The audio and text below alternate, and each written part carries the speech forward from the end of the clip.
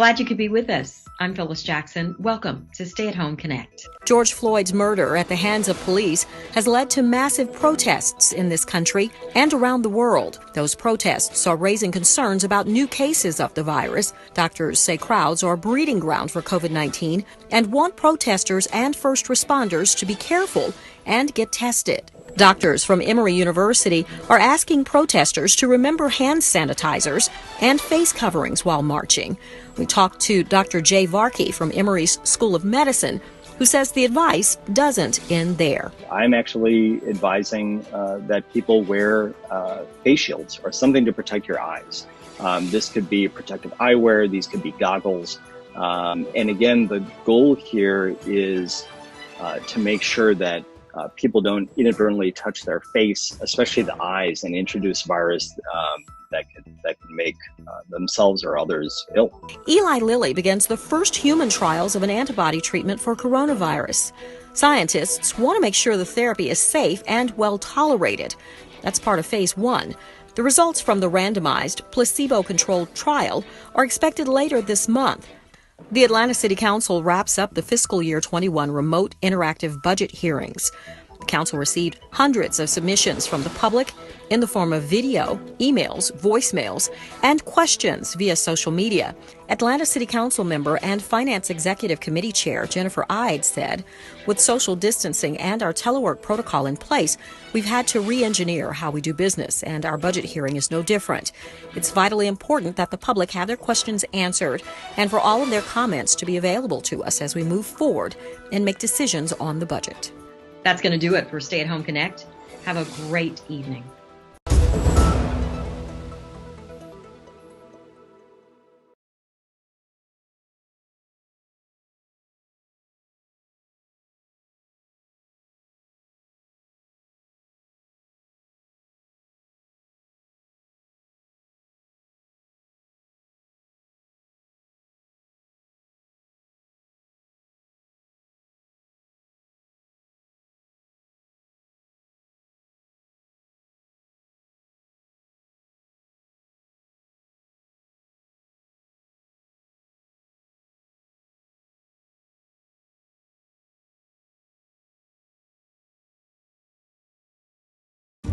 Can one girl in a small town, an architect in a major city, and a suburban high school coach shape the future of the United States?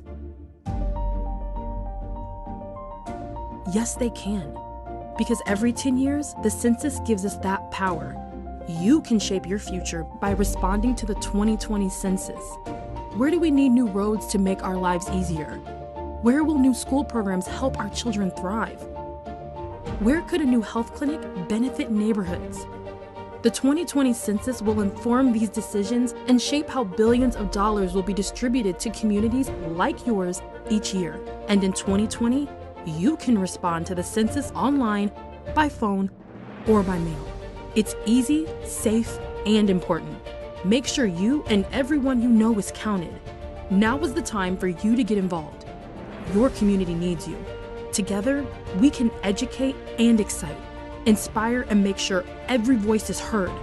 Together, we can shape our future.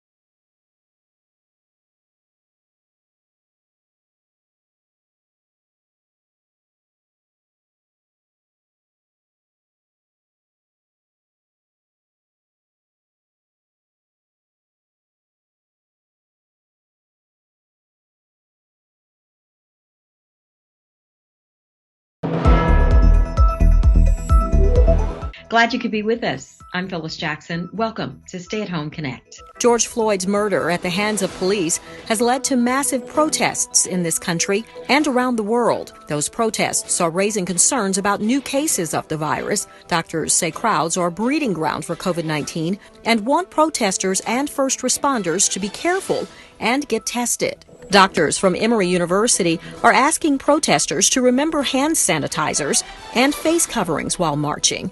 We talked to Dr. Jay Varkey from Emory's School of Medicine, who says the advice doesn't end there. I'm actually advising that people wear face shields or something to protect your eyes. This could be protective eyewear, these could be goggles. And again, the goal here is to make sure that people don't inadvertently touch their face, especially the eyes, and introduce virus that can make themselves or others ill. Eli Lilly begins the first human trials of an antibody treatment for coronavirus. Scientists want to make sure the therapy is safe and well tolerated. That's part of phase 1. The results from the randomized, placebo-controlled trial are expected later this month. The Atlanta City Council wraps up the fiscal year 21 remote interactive budget hearings.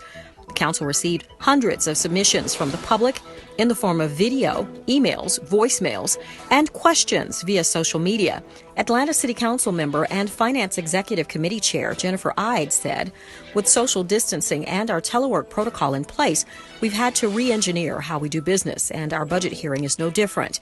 It's vitally important that the public have their questions answered and for all of their comments to be available to us as we move forward and make decisions on the budget. That's going to do it for Stay at Home Connect. Have a great evening.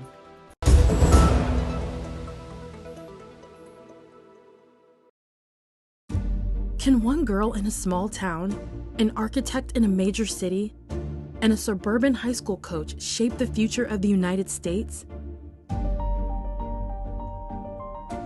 Yes, they can. Because every 10 years, the census gives us that power. You can shape your future by responding to the 2020 census. Where do we need new roads to make our lives easier? Where will new school programs help our children thrive? Where could a new health clinic benefit neighborhoods? The 2020 census will inform these decisions and shape how billions of dollars will be distributed to communities like yours each year. And in 2020, you can respond to the census online, by phone, or by mail. It's easy, safe, and important. Make sure you and everyone you know is counted. Now is the time for you to get involved. Your community needs you. Together, we can educate and excite, inspire, and make sure every voice is heard. Together, we can shape our future.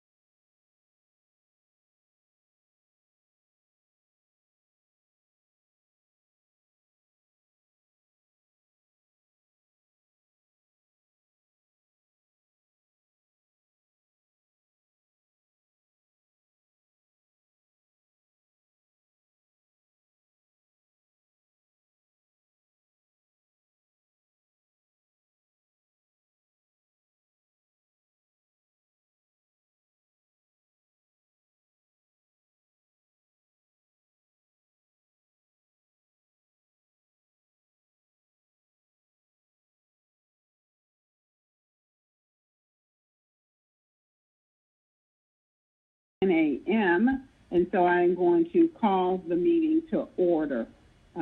This is the June 9th, 2020 City Utilities Committee meeting.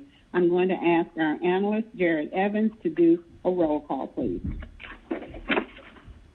Councilmember Archibald. I'm here. Yes. Councilmember Boone. Present. Councilmember Hillis. Here. Councilmember Matskite. Here. Councilmember Shepherd. Here. Councilmember Shook. Aye. And Councilmember Winslow.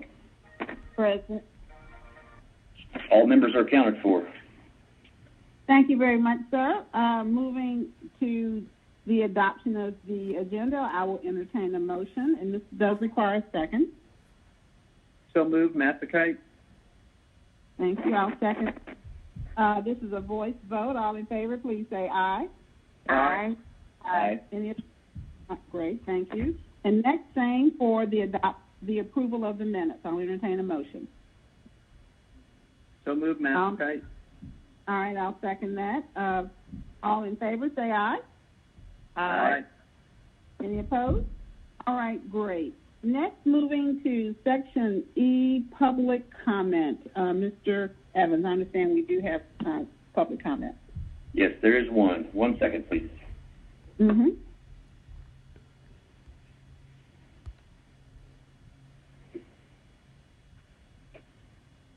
Greetings to you, council members and staff, and special greetings to you, citizens of Atlanta, watching your government in action. Ben Howard, Senior Advocate, Public Policy Analyst. Committee members, I draw your attention to item H10 on the agenda. In item H10, 20-0-1372, the plan is to fix a schedule for monthly water and sewer rates and charges for City of Atlanta residents beginning July 1st, 2020, and continuing for 4 full years. I simply ask that you cause this ordinance fixing water and sewer rates to appear on the agendas of all neighborhood planning units for public comment and citizen review. Be forewarned, however, that any attempt you might make to add anything to that restrictive NPUR agenda will be met with resistance by the NPUR 9, Anthony Robinson, Ricardo Jacobs, Paulus Clare, Alfred White, Sherry Williams, Renette L. Scott, Allison Hathaway, and the NPUR Coterie. Thank you.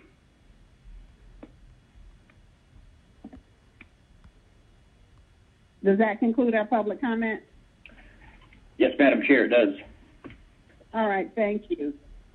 Following the agenda, we are ready for presentations. I would like to, though, take a minute now to just see which department representatives are on the phone. So who's here from Watershed?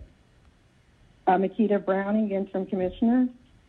Good morning. Okay. Good morning. Muhammad Bala, Deputy Commissioner. Morning. Anyone else? Robert Moses, Department of Law. Okay, thank you. Christy Bickham. Good morning, Brenda Grass from the Department of Public Works.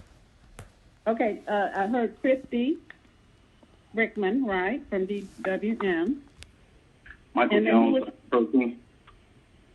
Michael Jones. Quincy Fletcher. Okay. Roger Bandari, Law Department. Okay. Josh Rowan, DOT. All right. Somebody was trying to get in from DPW. Who was that? Rita Braswell, DPW. Good morning. Good morning. Mike Good morning. Jurgen from Real Estate. Mike who? Jurgen. Scarborough Okay. State. All right, good morning.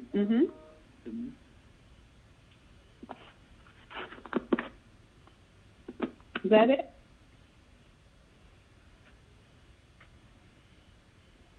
Is anyone else here besides Ms. Braswell for DPW?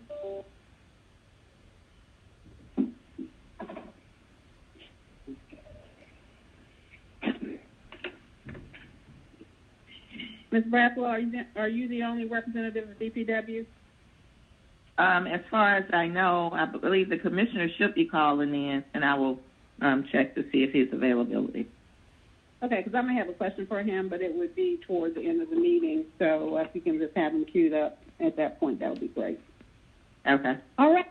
Thank you. Now that we have the list of representatives from the various departments, we are now ready, Ms. Browning, for your presentation. Good morning, distinguished members of the City Utilities Committee. Can you hear me? Yes. Okay. Thank you for allowing me the opportunity to update you on DWM's progress during the third quarter of fiscal year 20. I recognize we have a full slide deck this morning, so I'll try to hit the highlights. You can advance to slide 3. This slide highlights the department's progress by the numbers relating to our core services and functions.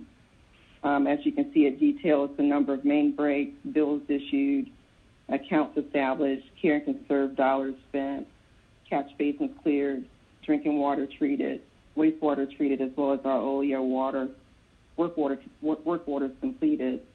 During the period, we also placed first in the 2020 Associated General Contractors Bill Georgia Award Program for our Arden Clayton Instrumentation and Controls Reliability Project.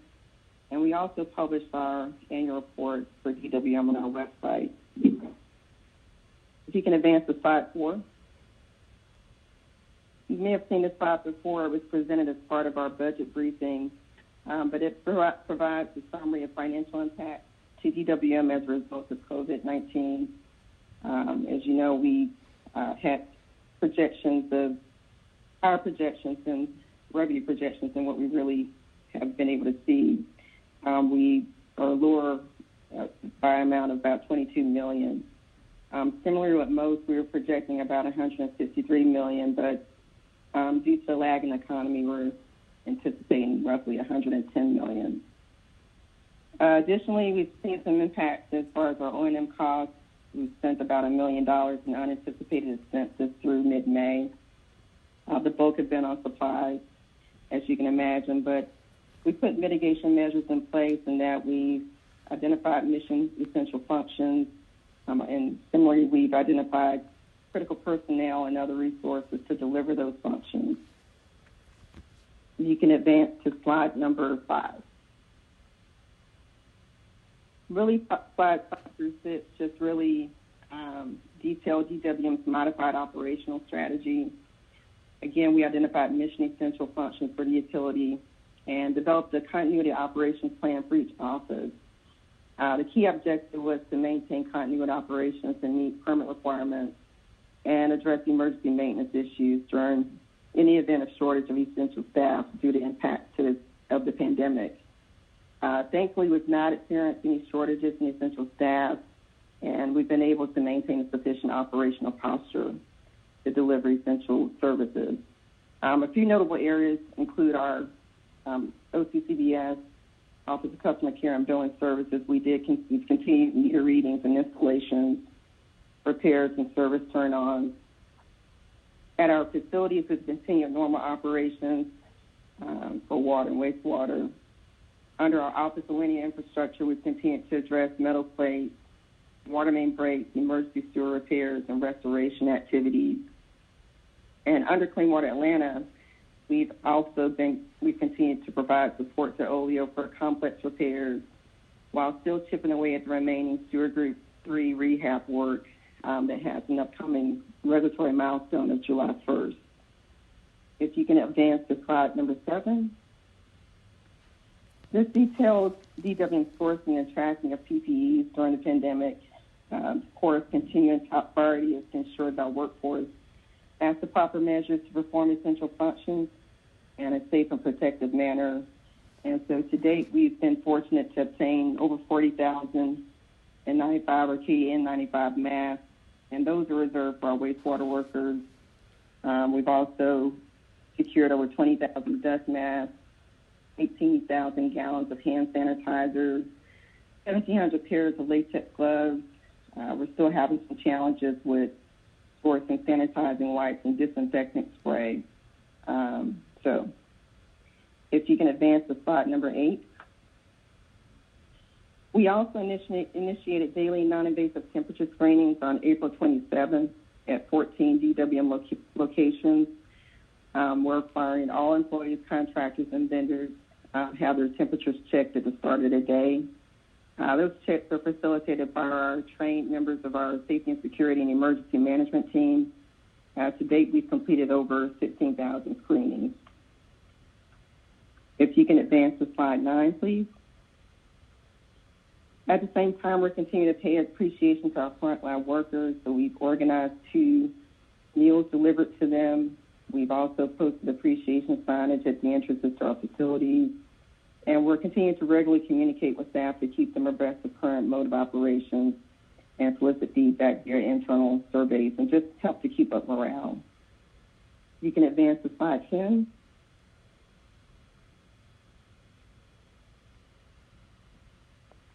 As a result of the pandemic, we want to ensure that customers have access to water, so we ramped up efforts and instated nearly 121 accounts between mid-March to early May. 89% were new accounts, while 11% were former delinquent accounts restored. We can advance to slide number 11. This slide provides an update regarding our small meter installations. We are continuing to meet our SLAs. We've also added 2 additional crews that have continued work through the pandemic. We experienced a little bit of a lull for about 6 weeks where we didn't receive any new applications, likely due to COVID-19, but we are anticipating a gradual increase as normal activities resume. You can advance to slide 12, please. This slide provides an update regarding our asphalt restoration efforts. This area historically has been a challenge for DWM due to limited internal resources. We only have 1 crew currently dedicated. Coupled with COVID-19 has slowed progress. A lot of the work is weather-driven, but we have a contract to retain a third party to supplement internal resources, and it's currently routing and will assist in addressing the current backlog. You can advance to slide 14, please. We presented the latest and greatest personnel totals during the budget briefing. However, for the period in question between January to March, we had about 1,758 active authorized positions. Of that, 1,437 were filled and 321 were vacant. As part of the FY21 cleanup, it resulted in 132 vacancy position abolishments, as well as temporary onboarding halts. So we're continuing efforts to recruit talent for mission-critical positions at the same time. If you can advance to slides 16 through 17. These slides really provide a snapshot of our FY21 financials for the period in question. We're continuing to operate within our target budget. Operationally, we had expended roughly 74% of the allocated budget for personnel and 55.7% of the allocated budget for non-departmental expenditures. And as of March, our actual revenues were roughly 7% higher than projected, and expense is overall under. Advancing to slides 19 through 20. Next 2 slides detail DWM CSAT metrics. Overall, we're on time with our SLAs with an overall percentage of 95.2%. OWP SLA for March was about 80.6%, which was impacted by COVID-19. They weren't able to do some of the inspections associated with erosion control measures. OCCBS SLA for March was 100%, which is pretty good. and as well as oleo for March was 91%. Advancing to slide 21, this provides quarterly snapshot regarding oleo service requests. More requests received by collection versus distribution, but there was an 81 resolution rate for collection and 79% resolution rate for distribution. Advancing to slide 22, this provides an update on metal plates. Through June, approximately 36 plates are in place with an average age of 32 days. Compared to last quarter, we had 34 plates with an average day of 47. So we still have some improvements to make with the metal plates, but a lot of it is driven by completion of the work before they can get to removing the plates to complete restoration. Advancing to slide 23, this provides an update on hydrants. For reporting period, 99.7 of hydrants are operational.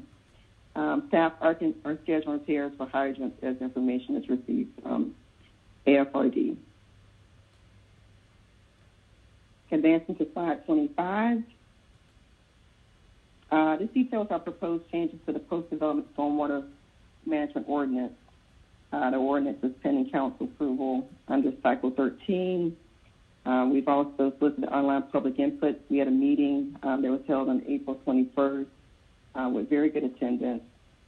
So we feel pretty positive about the changes, and we've gotten good feedback. Advancing to slide 26, this summarizes our NPDES permit compliance. During the period, we sustained 10 violations for the reporting period. However, corrective repairs were completed to remedy the violations. Advancing to slide 27, we are pending receipt of a consent order concerning various noncompliance from January 2018 through March 2020. We had sanitary sewer overflows that occurred during the period, as well as unpermitted discharges. And then we had permit violations that our WRCs were attributed to the issues concerning sludge and biosolids. Advancing to slide 28, this summarizes the sanitary sewer spills for the period. We had a total of 65. We are still trending downward from previous quarters, but more than immediate past quarters due to increase as a result of rain conditions during the period. Notably, there were 41 rain days where we received greater than 0.25 inches, and then we reported 3 major spills during the period, with only one being rain-induced.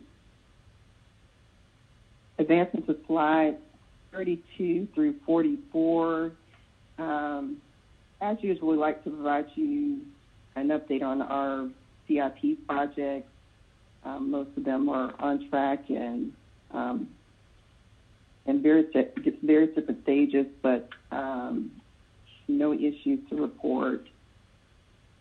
And just as a look ahead, I would like to look forward in the next quarter, provide an update to you on the consent decree program, give you a little bit of progress with our program management services team. I would like to provide an update on the most stormwater program, as well as some of the GFA and WIFIA funding that we're securing to support our capital program. But I'll be interested in obtaining feedback from you concerning any topics or issues that you're concerned and being included in the next quarter report. Subject to your questions, this concludes the presentation. I sincerely thank you for your time and attention this morning, as always. Well, thank you very much. The presentation and your obvious understanding of the workings of the department is making for a seamless transition, and for that I am very, very grateful. Thank you, Madam Chair. No, thank you. Colleagues, if you would like to ask any questions, please indicate on your speaker button, and maybe I've lost my connection, so maybe you already have. Mr. Evans, has anyone indicated they would like to speak? I've lost my connection, it seems. Let me ask 1 second. I don't have access to that screen. Oh, okay. So, colleagues, is anyone with a question?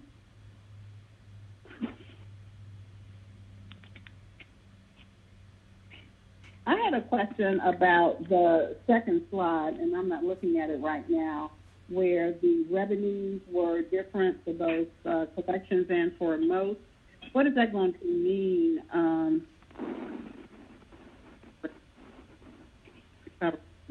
The $22 million, I believe, was the elasticity in payments that received but that were not received. Is that correct? So we were projecting a revenue of about $481 million, but as a result of COVID, it looks like we're going to receive $22 million less. And then for most, we had a projection of about $153 million. And so at the present, due to the lag in the economy, it's going to look like $110 million. So we're carefully watching what funds are going to be allocated as part of the CARES Act.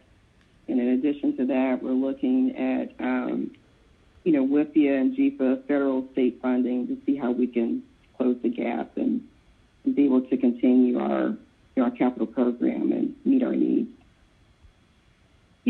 Part of the CARES Act funding that we received from the federal government does allow for utility payment assistance. I don't know where the nexus is between this funding that we didn't receive from customers and this CARES Act money, and that may be a conversation that needs to happen with Terry Lee, who will be administering that portion of the CARES Act funds. So, absolutely. Looking forward to, yeah. Madam Chair, I see Councilmember Matsakite waiting to speak. No, I do see that, and I was just talking to the interim commissioner. So, with the revenues projected, if the economy changes, we still may be able to get closer to that number. Is that? Yeah, we've been watching the numbers pretty closely, and I'll defer to Deputy Commissioner Bala to opine. But I think I think we may have seen some improvements for numbers reported through April. Not sure if the numbers are in through May, but if DC Bala, if you can opine and provide some insight on what the outlook looks as of present. Thank you, Commissioner. Yes, we have been tracking the municipal option sales tax numbers closely. When we were going through the budget development process, at that time we did not have the luxury of the May number. The May number is essentially April collections. So there's a lag in the reporting. So April's activity was reported in May. We were projecting those out. We had anticipated that it would be a significant decrease in those numbers. There was a decrease, but it was better than what we had anticipated it to be. We had projected that to be around the collections to be closer to $5 million, and ended up being closer to $8 million from our normal $13 million monthly collections on most for FY 20. So we continue to track them closely. Going into FY 21, we conservatively projected most at $110 million for the year. We anticipate that target is achievable based on the assessments and analysis that we've done. But we will continue to track the changes in the economy and economic developments that support sales tax revenue. I appreciate that, and I know you are watching it. I know we do the quarterly reports, and sometimes there are gaps. I'm going to ask that, at least on a monthly basis, you get it. We are. Madam Chair, you're fine. Madam Chair, if I heard you correctly, you were saying if we could get a monthly update on how we're doing with the most. We're tracking it, and I do have a spreadsheet that I'll share with Commissioner, and she can forward to the team. All right. It's fine with that. I think we'd like to have real-time or close to real-time information on an ongoing basis. Absolutely, Madam Chair. We can plan to get that information provided on a monthly basis. Great. Thank you very much. We do have Mr. Matsakite next. Thank you, Madam Chair. Just have to brag about Ms. Browning to my colleagues a little bit. On Saturday evening, was at Zone 2 precinct for APD, and they had a water leak. And I called Ms. Browning, who picked up her phone immediately and was out on the scene in less than a half hour and got much needed water for the police precinct while the water main was being repaired by the private property, and everything was done in less than 24 hours, which was incredible, and great support for our police officers who are working incredibly hard these days. So I just wanted to commend Ms. Browning for all her efforts and her wonderful customer service. Thank you so much. Thank you, CMS, for the vote of confidence. I appreciate it. All right. Very good. Colleagues, anyone else? I don't see anyone that you want to. Chairperson Archibald, I do have one quick question. Yes, Ms. Winslow, go ahead. Okay, thank you. There was a clean water project in District 4 at the corner of Oakland Drive and Merrill Avenue Southwest, and it led back over to People Street and Donnelly Avenue. Has that project been completely completed? It's been going on for a little over a year. Winslow, I don't know the name of it because I was never given any information on it. I just saw the work being done. Got it. I think it was our Series 3 rehab contract deal with a defined scope contract. That work should have wrapped up. If there's, I can check and see if there's any remaining punch list or restoration work that's still pending. But yes, the work should have completed. Okay, they repaved Merrill Avenue and they were working in the vacant lot to put a trench in.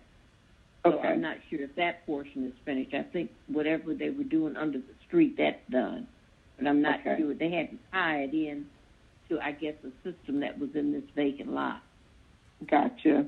I can definitely check the status of the work. Okay, great. I'd appreciate that. If you could just let me know as a follow-up. Absolutely. Okay, thank you. And it's good presentation. Thank you. Thank you. Thank you, ma'am. Mm-hmm. Thank you, Madam Chair. And I'm going to have to do a voice vote on everything today. Right, I'm aware of that. I understand. Councilman as well. Thank you for your anyone else? Ms. Boone, would you like to ask a question? No, I'm very satisfied with the results that we have received over in the Hemp Hill School Road area and also on Fairburn, and everything is going according to the plan. Thank you. All right, thank you. That then concludes this portion of the agenda. Thanks, everyone on the Watershed Management team for a very good presentation. And we think no problem. And I'm looking forward to getting the monthly financials. Thank you very much. Let's see, where are we on the agenda next? Give me a second to get my notes. All right, Mr. Evans, would you now read the items under section consent or for first reading? If I may... you need to make that Madam Chair. Sorry. Yes, let me make this. This City Utilities Committee is being conducted remotely as advertised and in accordance with OCGA 50-14-1. The meeting will be conducted in conformance with Robert's Rules of Order and the Rules of Council as authorized by City Code. The public may access the meeting by dialing 877-579-6743, conference ID 831-599-1256, which was noted on the Friday, June 5th public meeting notice. The public may also view the meeting on Channel 26, the Council's homepage at citycouncil.atlantaga.gov, the Council's YouTube channel, or the Council's Facebook and Twitter pages via @ATL Council. All presentations are available on Atlanta City Council City Utilities Committee presentation page. The agenda was published and made available Friday, June 5th via atlantacitygA.iqm2.com. All persons present on the remote council meeting conference bridge are requested to mute your phones and speakers. Additionally, speakers must be acknowledged by the presiding officer prior to speaking. Each council member is requested to open your Outlook email and minimize the screen. Amendments, substitutes, and informational documents have been distributed to committee members beforehand. Thank you all in advance for your cooperation. Item number 1, 20-0-1429, an ordinance by City Utilities Committee authorizing the mayor to enter into amendment number 1 with Wade Coots Company, Inc. for FC 8473 annual contract for large water meter testing and repair services on behalf of the Department of Watershed Management in an amount not to exceed $1,500,000.00 to extend the term of the agreement on a month-to-month basis for a period not to exceed 12 months with a retroactive effective date of November 30th, 2019 through November 29, 2020 in accordance with Section 2-1163 of Article 10 Procurement and Real Estate Code of the City of Atlanta Code of Ordinances and for other purposes. Item number 2, 20-0-1430, an ordinance by City Utilities Committee to amend the City of Atlanta Code of Ordinances, Part 2, General Ordinances, Chapter 154, Utilities, Article 2, Water and Sewer Billing and Collection Procedures, to provide for other notification methods for the outcome of a water and sewer billing dispute, to establish the date by which a notification is received by a customer, to make minor drafting amendments, and for other purposes. Item number 3, 20-0-1431, an ordinance by City Utilities Committee authorizing the mayor to enter into amendment number 3 for FC 9215, annual contract for dewatering, hauling, and disposal services with Denali Q Joint Venture to add funding for dewatering, hauling, and disposal services on behalf of the Department of Watershed Management in an amount not to exceed $2,600,000.00, to authorize the Chief Financial Officer to pay outstanding invoices in an amount not to exceed $4 million.00. All contracted work will be charged to and paid from the Fund Department organization and account number listed and for other purposes. Item number 4, 20-0-1432, an ordinance by City Utilities Committee to authorize the use of certain property owned by the City of Atlanta by and through the Department of Watershed Management as part of the city's water and sewer system for the purpose of maintaining the property as green space area and allowing limited public access for passive recreational uses, to authorize a memorandum of understanding between the Department of Watershed Management and the Department of Parks and Recreation for the operation, maintenance, and improvement of the green space area permitted for such use, to expressly reserve the right of ownership, operation, maintenance, repair, and improvement of the green space area for water and sewer purposes, subject to the conditions described herein and for other purposes. Item number 5, 20-0-1433, an ordinance by City Utilities Committee authorizing the Chief Financial Officer to amend the FY21 Water and Wastewater Renewal and Extension Fund budget in the amount of $13 million.00 to transfer funds from the Watershed Reserve for appropriations and add funds to the Sanitary Sewer Repairs Project and for other purposes. That concludes the first reads. All right, thank you. By virtue of reading those, they are accepted. And moving now to H, ordinances for second reading, please. Item number 6, 20-0-1369, an ordinance by City Utilities Committee authorizing the mayor to enter into amendment number 4 with Western Summit Constructors, Inc. for FC 8744A, major mechanical repairs and services on behalf of the Department of Watershed Management in an amount not to exceed $1,850,000.00 to extend the term of the agreement on a month-to-month basis for a period not to exceed 6 months in accordance with Section 2-1163 of Article 10 Procurement and Real Estate Code of the City of Atlanta Code of Ordinances and for other purposes. All right, I understand Quentin Fletcher is available to talk to us about this.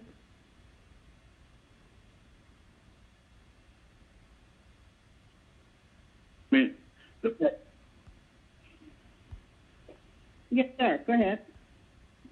The purpose of this legislation authorized the mayor to enter into Amendment Number 4 with Western Summit Incorporated for a plant capital maintenance project. This is in connection with the DWM Capital Improvement Plan. These projects will provide preventive, reactive, critical, mechanical repairs at the various water and wastewater treatment plants and facilities.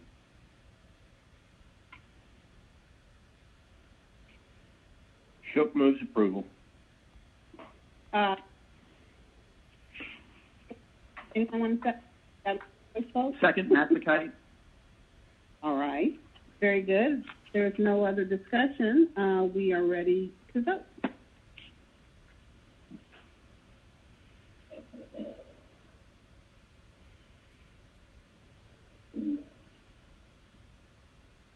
One moment, please.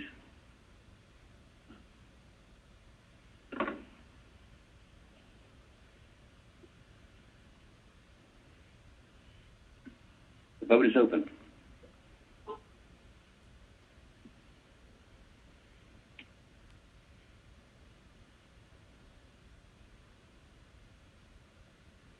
Does everyone vote?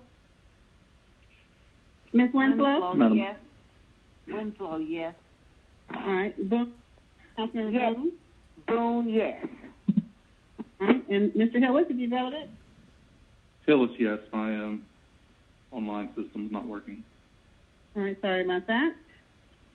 So that then concludes all the votes, and it looks like this is unanimously approved. Next item, please.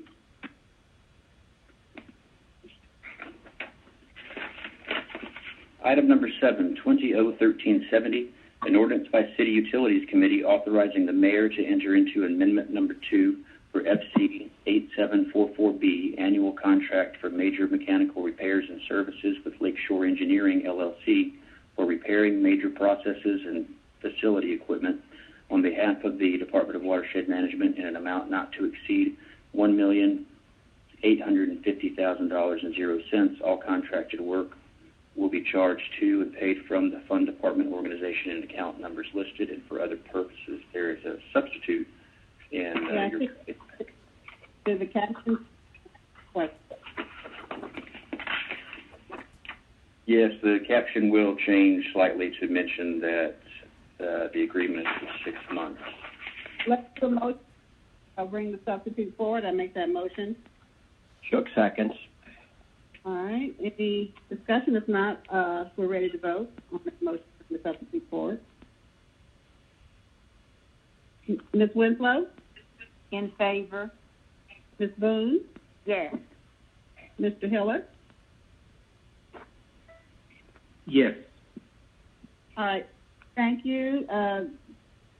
That is approved. Mr. Evans, please read the caption, the substitute caption. Yes. An ordinance authorizing the mayor to enter into Amendment Number 2 for FC 8744B, annual contract for major mechanical repairs and services with Lakeshore Engineering, LLC, for repairing major processes and facility equipment on behalf of the Department of Watershed Management in an amount not to exceed $1,850,000.00, to extend the term of the agreement on a month-to-month basis for a period not to exceed 6 months in accordance with Section 21163 of Article 10, Procurement Real Estate Code of the City of Atlanta, Code of Ordinances. All contracted work will be charged to and paid from the Fund Department organization and account number listed, and for other purposes. Shook moves approval on substitute. Second. Second. All right. Is there any questions for the department? If not, we're ready to vote. The vote is open.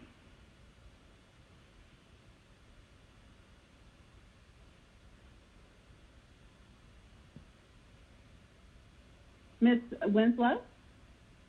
In favor? Thank you. Ms. Boone? Yes. And Mr. Hiller? Yes. All right, that is unanimously approved. Next item.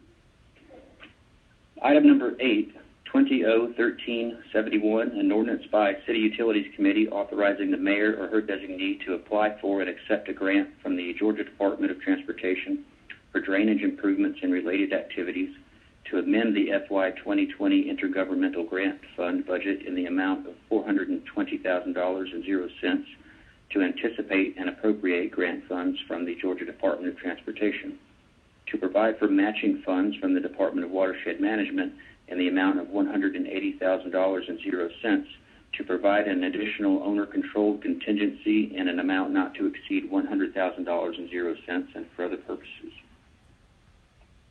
All right, thank you. Mr. Baccaro, talk to us about this paper, please.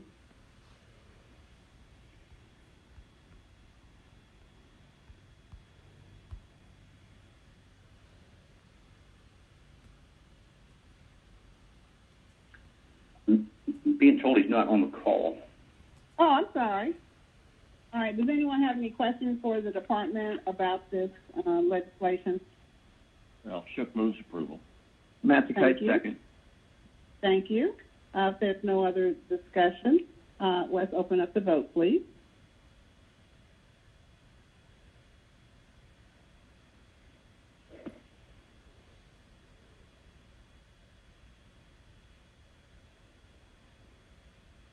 One moment, please. Okay, the vote is open. All right. Let's see, Ms. Boone? Yes. Mr. Hillis? Yes. Thank you. Ms. Winslow? In favor. All right, thank you. Again, this is unanimously approved. Thank you. Mr. Evans, next item, please. Item number 9, 20-01372. An ordinance by City Utilities Committee to fix the schedule for monthly water and sewer rates and charges for the City of Atlanta, Georgia, as authorized by Chapter 154, Article 3, Division 3, Sections 154 through -111 and 154-112, Water Rates and Charges, and Chapter 154, Article 5, Division 3, Sections 154-276 and 154-277, Sewer Rates and Charges, for the time period beginning July 1, 2020 and terminating June 30, 2024, as to which there will be no increase, and pursuant to Atlanta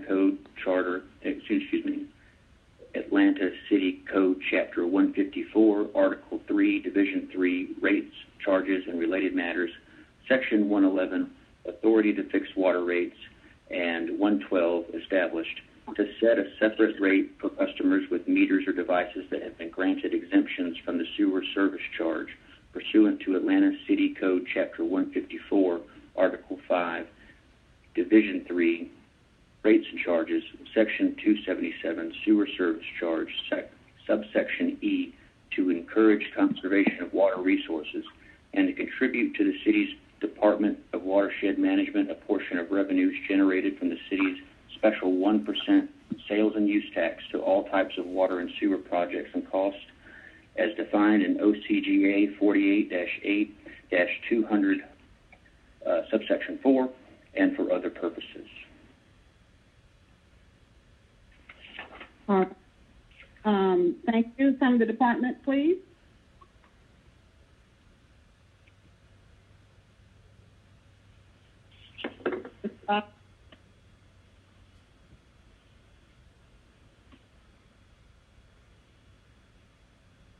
Hello, good morning, Council members. This is Mohammed Bala with the City of Atlanta Department of Watershed Management. The department is proposing to maintain the current monthly water and sewer rate structure for a period of time beginning July 1st, 2020 through June 30th, 2024.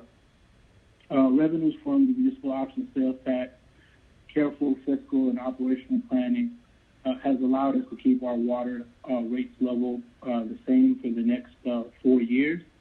We work diligently to make sure that we have a laser focus on fiscal requirements and our, as well as from an O&M side and the capital side. We've done a good job of being good stewards of funding, both through most and water and sewer rate this next 4-year installation of keeping rates flat would have made us go over a 10-year period without increasing water rates, which is unprecedented in the water industry. The last rate increase was in fiscal year 2012.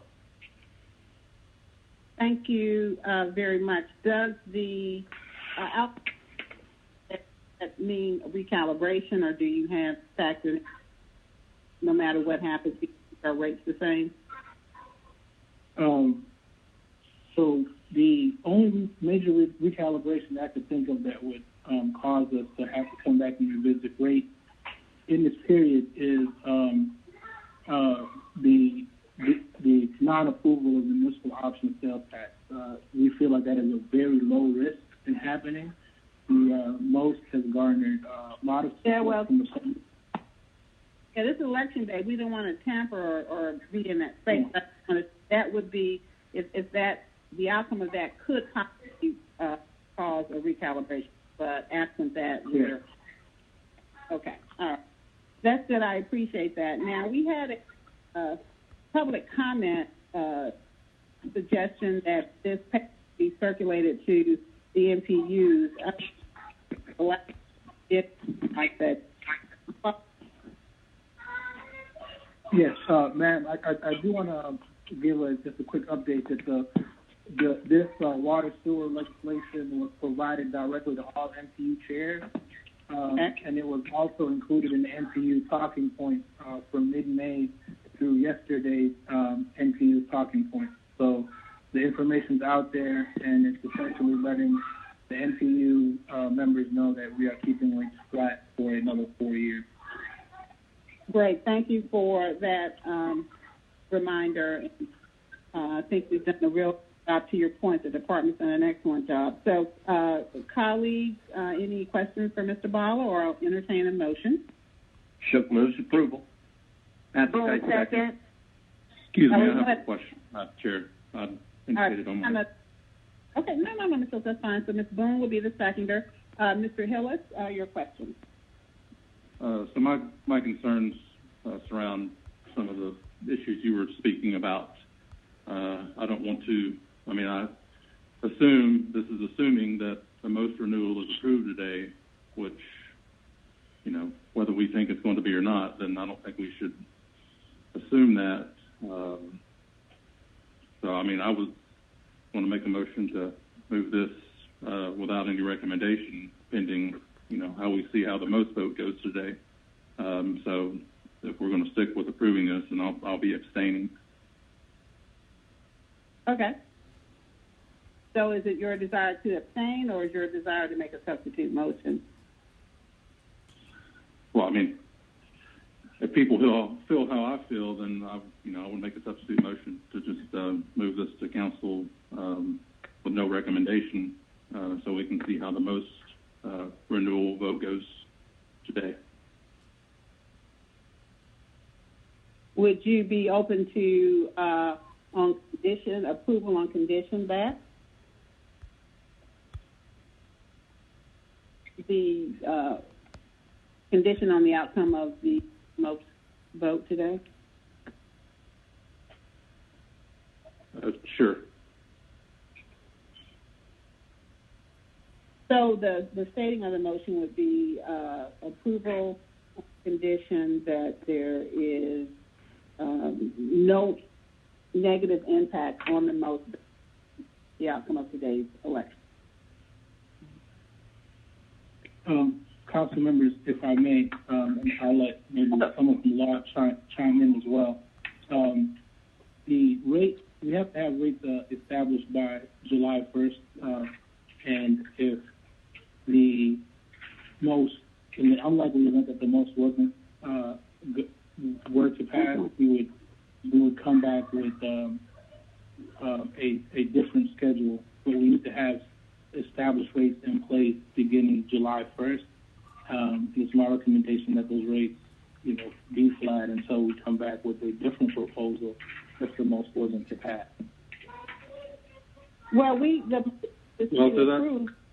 that's what the motion is on condition. Who all's talking? I'll stop. I'm sorry, this is Councilmember Matsakite. I'd like to second Hillis's motion, please. Thank you.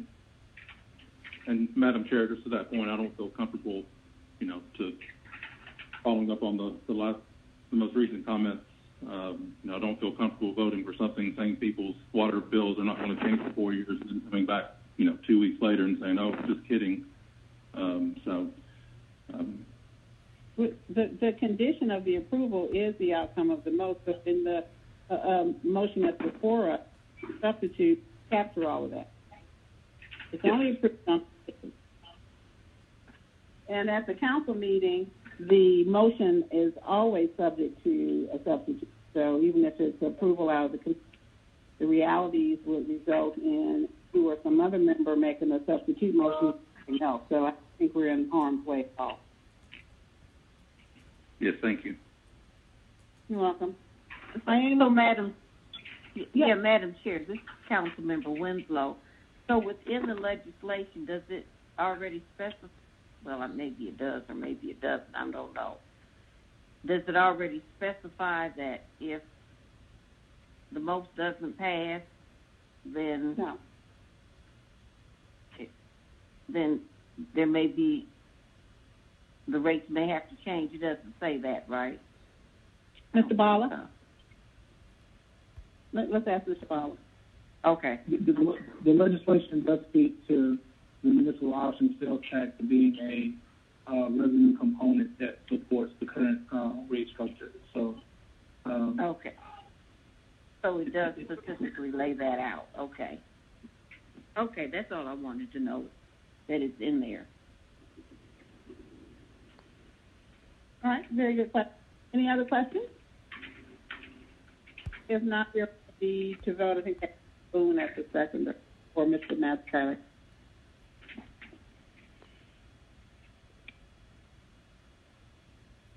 Okay. Let's see. Ms. Winslow? In favor. Thank you. I saw Mr. Hill has made the motion, but okay. Ms. Boone? Yes. And Ms. Shepherd?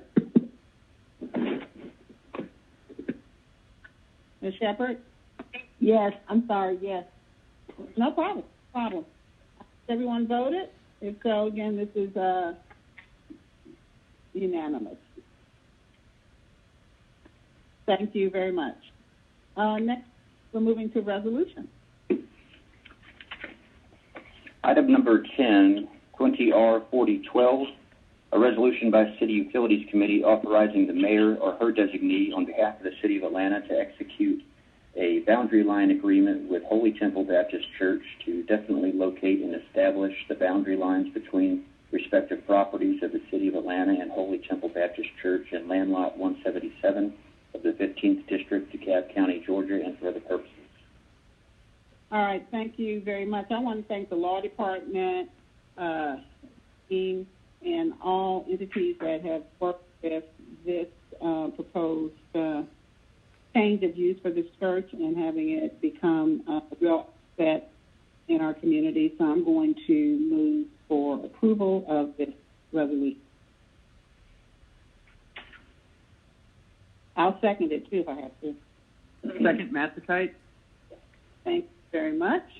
Is there any discussion? If not, we'll open the vote.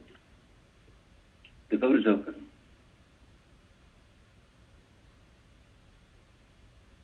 Ms. Winslow? In favor. Mr. Shook? And Ms. Boone?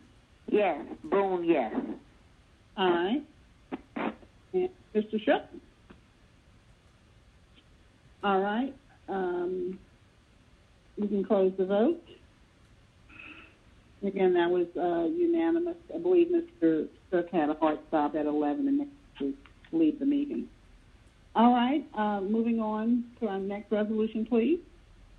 Item number 11, 20R4013, a resolution by City Utilities Committee authorizing the mayor or her designee on behalf of the City of Atlanta to enter into an encroachment agreement with Holy Temple Baptist Church for the purpose of maintaining and improving permanent encroachments at 1206 Metropolitan Avenue Southeast, Atlanta, Georgia, 30312, and for other purposes. I move approval for the same reason. Second. Boone. Thank you. It's been properly moved and seconded by Ms. Boone. If there's no other discussion, let's open the vote. The vote is open. Let's see, Ms. Winslow? In favor. Thank you. And I don't believe Mr. Shook is still with us, so everyone has now voted. And that vote is unanimous again. Thank you very much. Next resolution, please. Item number 12, 20R4014, a resolution by City Utilities Committee authorizing the mayor or her designee to enter into an amendment agreement number 1 for sole source contract FC9700, BCRS software and technical support update with International Systems Strategies, Inc. on behalf of the Department of Public Works in an amount not to exceed $44,250.00. All contracted work shall be charged to and paid from the Fund Department organization and account numbers listed and for other purposes. Move approval, Massachusetts. Thank you. Is there a second? Second, Hillis. Second. Winslow second, or who? Mr. Hillis? Who seconded? Winslow. I'll let you have it, Mr. Hillis. Take a pick. We'll let Mr. Hillis very much, Ms. Winslow. All right, so that's been properly moved and seconded. Any questions? If not, let's open the vote. The vote is open. All right, Ms. Winslow. In favor. Thank you. Ms. Boone. Yes. All right, thank you. And I believe Mr. Shook is no longer with us during this meeting. All right, that again is unanimous. Thank you very much. Next resolution, please. That stands approved. I'm sorry. Yes, next resolution. Item number 13, 20R4015, a resolution by City Utilities Committee authorizing the mayor or her designee to enter into an encroachment agreement with Ralph McGill Angier Land, LLC, a Delaware limited liability company, its successors in title and assigns, and for the purpose of installing permanent underground shoring and tiebacks within and under the public rights-of-way of Dallas Street and Edith Street, located in landmark 18 of the 14th District, City of Atlanta, Fulton County, Georgia, and for other purposes. Katina Alexander, Department of Public Works. This legislation would allow the use of permanent underground shoring with tiebacks, which are required to install a 3-story parking deck at the location stated in the caption. We have reviewed the packet and are okay with moving the legislation forward. Thank you, Ms. Alexander. Any questions, or I will entertain a motion? Move approval, Winslow. Boone, second. Thank you very much. If there's no other discussion or questions, we're ready to vote.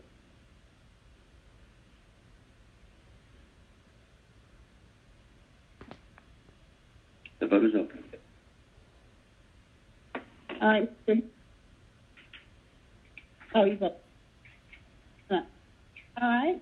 Everyone has voted. This again is unanimous. This stands approved. Thank you very much. Next resolution. Item number 14, 20R4016, a resolution by City Utilities Committee authorizing the mayor to enter into an agreement for IFB C120084 annual contract for asphaltic concrete pavement milling and resurfacing with Atlanta Paving and Concrete Construction, Inc., Lewis Contracting Services, LLC, a joint venture for asphaltic concrete pavement milling and resurfacing services on behalf of the Department of Watershed Management in an amount not to exceed $2,846,700.00. All contracted work will be charged to and paid from the fund department organization and account number listed and for other purposes. In your package, you'll find an iPro report. Okay, great. Thank you. I didn't interrupt, but it seems like you need to take this with item 27 and held. I was thinking the committee would amend in the iPro report to this, and then we would take up the held item. Good idea. I'll make that amendment. Does that need to be seconded or not? It does. Second, Mathekite. Thank you very much. If there are no other questions, let's vote on the amendment. iPro. The vote is open. All right, Ms. Winslow. In favor. Ms. Boone? Yes. Mr. Hillis, are you back online? Well, I was, but no longer again. We gave. Yes, okay, great. Thank you. So the vote is closed. And again, it's unanimous. Thank you very much. The amendment, the paper as amended is now before us, and at this point I would like to have item 27 from held with. Item number 27, 20-1343, an ordinance by City Utilities Committee authorizing the Chief Financial Officer to amend the FY 2020 Water and Wastewater Renewal and Extension Fund budget in the amount of $846,700.00 to transfer funds from the Watershed Reserve for appropriations and add funds to the asphalted concrete pavement milling and resurfacing project and for other purposes. Move approval, Mathekite.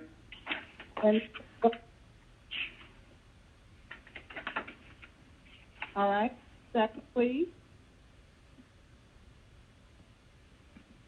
Winslow, second. We'll let Ms. Winslow be the seconder. If there's no other concerns or questions, we are ready to open that vote. The vote is open. Thank you. Let's see, Ms. Boone. Yes. Yes. Thank you. All right. Has everyone voted now? All right, great. These two papers are approved. The first is amended. The second one, item 27, they are both now approved unanimously. Thank you very much. Let's move to the next resolution. Item number 15, 20R4017, a resolution by City Utilities Committee authorizing the mayor to enter into renewal number 2 for FC 9689, annual contract for major electrical repairs and services with WWPS LLC for electrical repairs and services at various water and wastewater treatment plants and facilities on behalf of the Department of Watershed Management in an amount not to exceed $4,000,000. All contracted work will be charged to and paid from the fund department organization and account numbers listed and for other purposes. Move approval, Mathekite. Second, Hillis. The paper has been moved and seconded. Is there any question or concern? If not, we can open the vote. The vote is open. Thank you.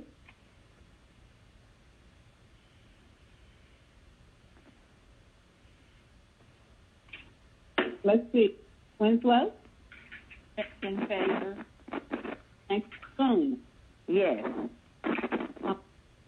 Includes the vote. Has everyone voted? All right. Thank you, colleagues. Again, that is unanimously approved. Next, please. Item number 16, 20R4018, a resolution by City Utilities Committee authorizing the mayor or her designee to execute a governmental pole attachment license agreement with Georgia Power Company to affix telecommunication service cables on Georgia Power Company-owned street lights and street utility poles on behalf of the Department of Transportation and for other purposes. All right, thank you. I understand Mr. Rowan is here. Yes, ma'am. Thank you. Josh Rowan, Commissioner of the Department of Transportation. This legislation just formalizes our ability to enter agreements with Georgia Power to attach fiber optic cables to their poles as part of our traffic signal improvement projects. Move approval, Massacate. Second, Boone. Thank you, Ms. Boone. Mr. Rowan, so even if Georgia Power, and I know on my side of town they're doing some underground work, even if they do underground cabling, will they still need to have these poles? So this is when the city of Atlanta attaches to their poles. We would have to look at that specific pole line to see what is attached to it, to see if the communications companies would remain above ground. I see. But for now, there's no immediate plan to have these at all. Okay. Correct. Not that I'm aware of. Okay, great. All right, thank you, sir. Any questions for the commissioner? If not, we can open the vote.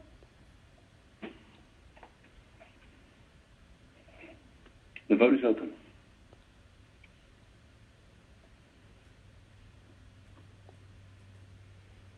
All right, Ms. Winslow. Yes. All right, I think that concludes the vote. Has everyone voted? All right, let's close the vote. All right, and this is unanimous. Commissioner, and this is approved. Let me ask you one more question, Mr. Rowan.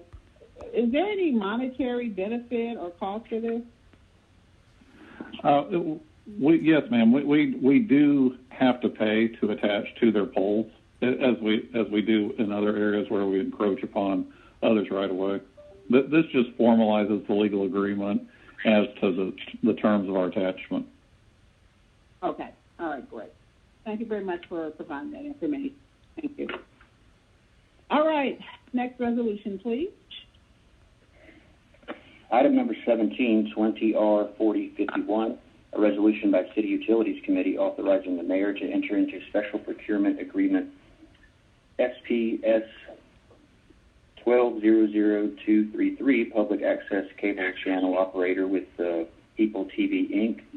on behalf of the Mayor's Office of Communications for an initial term of 1 year with the option to renew for 2 additional 1-year terms at an amount not to exceed $180,000.00 for the purpose of continuing the operation of Channel 24. All contracted work will be charged to and paid from the Fund Department organization and account numbers listed herein and for other purposes. All right. Is anyone from the administration here to answer any questions about this paper? Good morning, Madam Chair. Can you hear me? It's Courtney Harris with Director of Television and Technology. Okay, good morning, Madam Chair and members of the committee. This legislation is to engage People TV Incorporated to continue the operation of Channel 24, one of Atlanta's public educational and government access tech channels, a public outlet that allows for alternative community perspectives to be voiced through citizen journalism. Failure to continue with the services provided by People TV will allow Channel 24 to go dark, which will allow Comcast to take the channel and putting the city in breach of the franchise agreement with Comcast. The term is for 1 year, effective from July 1st, 2020 through July 1st, 2021, with the option to renew for 2 additional 1-year terms, and will require People TV to report their operational and board reports quarterly to the City's Utilities Committee. They have not reported since 2014 from my research. Also, due to the public health crisis of COVID-19, efforts to procure the consulting services by March were delayed.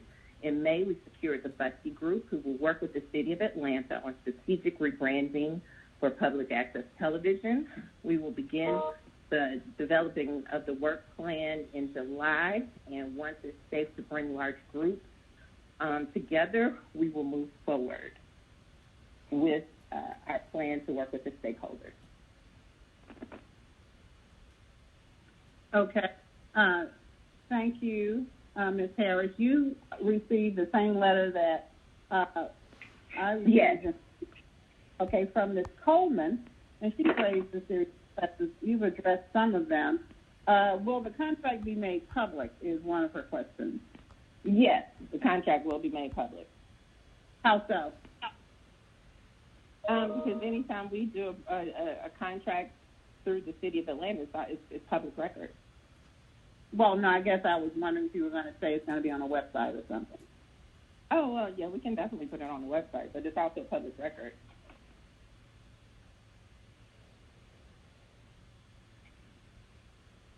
Any other questions for Ms. Harris?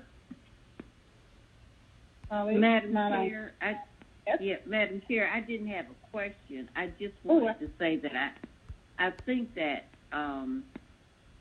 People TV is trying to change when I say their brand, they're really trying to soften it and really be more accommodating, I think, to all of us. I was on one of their shows maybe about 30 days ago. I was really reluctant at first, but we talked, and they really, I think they're in a posture now where they really want to make a difference in the community and not be combative. I don't know if that's the right term or not, but they really want to make a difference and really be a positive contributor, more of a positive contributor, I think, to the overall community at large. Very good. Thank you for that. I appreciate it. Okay. Ms. Shepherd, Yes.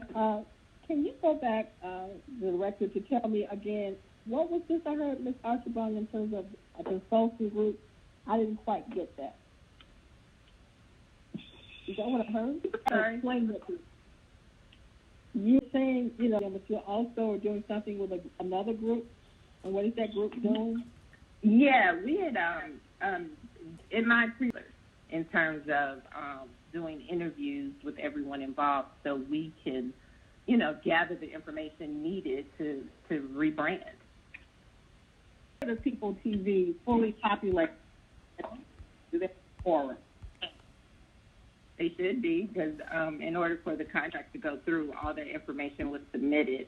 To my knowledge, if they populated board, or at least have a quorum of members, because that's been an ongoing problem. So, Fully populated, or at least has a quorum of members. Right, and I'm going to make a motion that we approve it, but I would like that we confirm that the board is, that a quorum of board members are in. All right, let's see. Ms. Shepherd? And Ms. Boone? Yes. That is one way to answer, and then Mr. Strick, I think, had to. All right, let's close the vote.